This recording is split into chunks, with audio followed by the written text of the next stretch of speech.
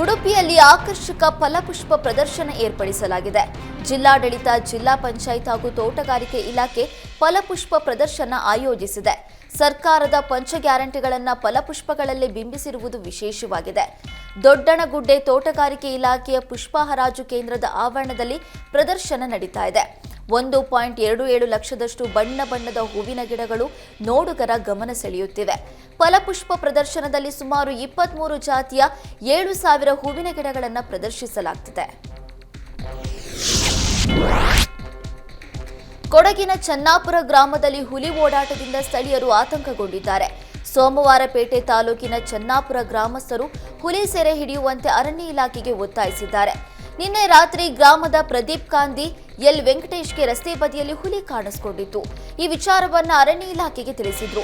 ಸ್ಥಳಕ್ಕೆ ಆಗಮಿಸಿದ ಅರಣ್ಯ ಇಲಾಖೆ ಸಿಬ್ಬಂದಿ ಹುಲಿ ಓಡಾಡಿರುವ ಹೆಜ್ಜೆ ಗುರುತು ಪತ್ತೆ ಹಚ್ಚಿದ್ದಾರೆ. ಗೌಡಳ್ಳಿ ಗ್ರಾಮ ಪಂಚಾಯಿತಿ ವ್ಯಾಪ್ತಿಯಲ್ಲಿ ಅರಣ್ಯ ಇಲಾಖೆ ಅಲರ್ಟ್ ಘೋಷಿಸಲಾಗಿದೆ. ಗ್ರಾಮ ಪಂಚಾಯಿತಿ ವ್ಯಾಪ್ತಿಯ ಜನರು ಎಚ್ಚರಿಕೆಯಿಂದ ಇರೋದಕ್ಕೆ ಸೂಚಿಸಲಾಗಿದೆ.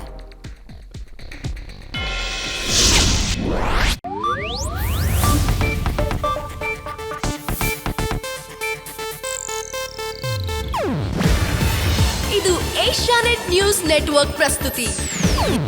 ನೀವು ನೋಡ್ತಿದ್ದೀರಾ ಏಷ್ಯಾನೆಟ್ ಸುವರ್ಣ ನ್ಯೂಸ್.